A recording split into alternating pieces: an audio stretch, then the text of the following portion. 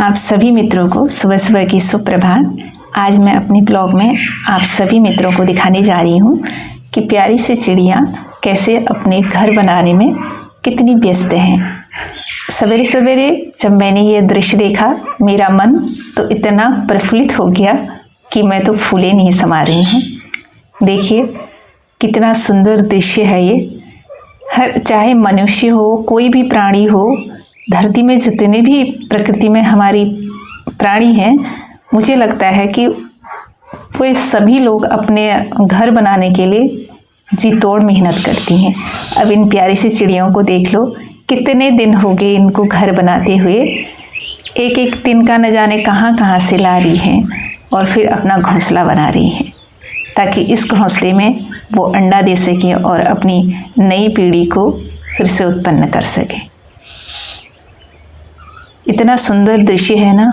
हम मनुष्य तो दिन प्रतिदिन अपनी ही उलझनों में उलझते जा रहे हैं। इतनी भागदौड़ भरी जिंदगी हो गई है कि आगे पीछे और आसपास इतने से सुंदर दृश्य को देखना भूल जा रहे हैं। हमें पता ही नहीं होता है कि हमारा आसपास हो क्या रहा है। पता है, हमारे जो इसमें इस प्रकृति से लगाव है, वो सब प्राणियों के लिए ऊपर वाले ने सबको दे रखा है कि सबके लिए यूँ कहें कि ऊपर वाले ने जब प्रकृति बनाई, सभी प्राणियों के लिए अपने हाथ खोले हैं। लेकिन हम मनुष्यों ने इतना दोहन कर दिया इस प्रकृति का कि ये चिड़िया बेचारी, कहीं एक दो पेड़ इनको मिलते भी हैं तो हम घोंसला बनाने के लिए, हम मनुष्य इतने लालची हो गए हैं, इतने स्वार्थी हो गए हैं कि उन घोंसलों में अपनी मस्ती में आके कभी कभी पत्थर फेंक देते हैं। ये भी नहीं सोचते कि इस घर को बनाने में इन चिड़ियों का कितना समय लगा होगा, कितनी मेहनत लगी होगी और कितने सपने बुने होंगे इन चिड़ियों ने, तब जाके ये प्यारा सा घोंसला, ये प्यारा सा घर इनका बना है।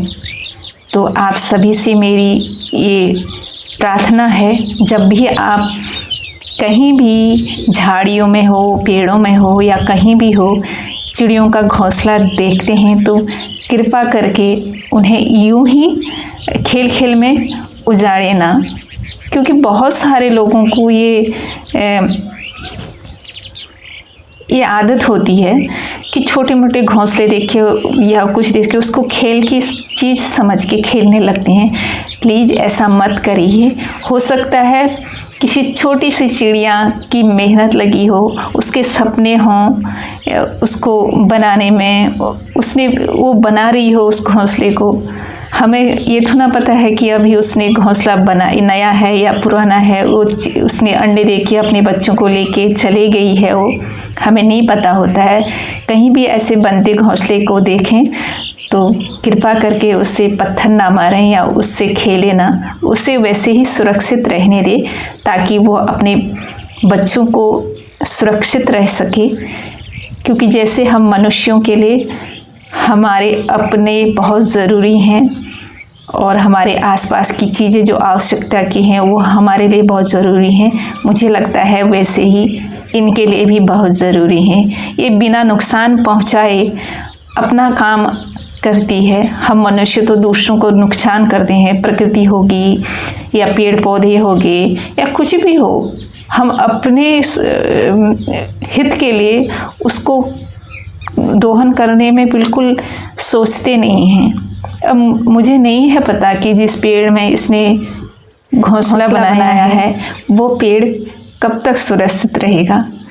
क्योंकि जैसे हम मनुष्य की प्रवृत्ति होती जा रही है ना, इस पेड़ को भी शायद सुरक्षित रह पाए या नहीं रह पाए, फिर भी मैं ईश्वर से प्रार्थना करती हूँ कि कम से कम ऐसे पेड़ तो सुरक्षित ही रहें जिसमें प्यारी सी नन्ही सी चिड़ियाओं के अपने घर हों, अपने घोंसले हों।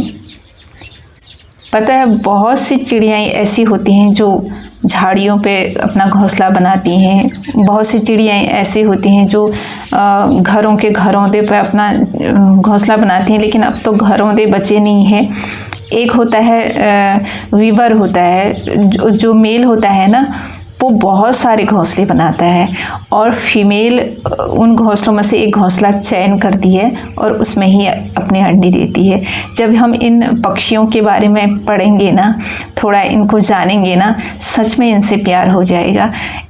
जितनी प्यारी चहचहाट करते हैं ना, ये इनका जीवन भी उतना ही प्यारा है। इन चिड़ियों ने हमेशा दूसरों को खुशियाँ बांटनी सीखी हैं। इनने किसी का घर उजाड़ना नहीं सीखा है। इनके पेट में थोड़ा सा लगता है, हम तो ऐसे मनुष्य उस थोड़े सो को भी इनको लेने नहीं देते हैं। कितने स्वार्थी बन गए हैं ना।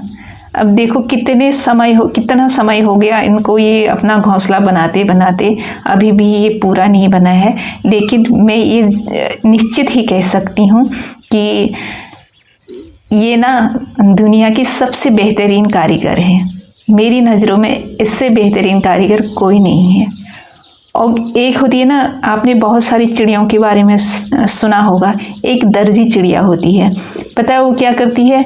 वो पत्तों को सील के वो अपना घोंसला बनाती है, इसलिए उसे दर्जी चिड़िया कहा जाता है। बहुत सारी चिड़ियाँ ऐसी हैं और ये चिड़ियाँ अपनी गर्दन ज़्यादा घुमाती हैं। और ये चिड़ियाँ ना ऐसी हैं, एक ही बार में दो चीज़ों को एक साथ देख सकती हैं। भगवान ने हर किसी को कुछ ना कुछ किसी न किसी कला से ज़रूर नवाजा है।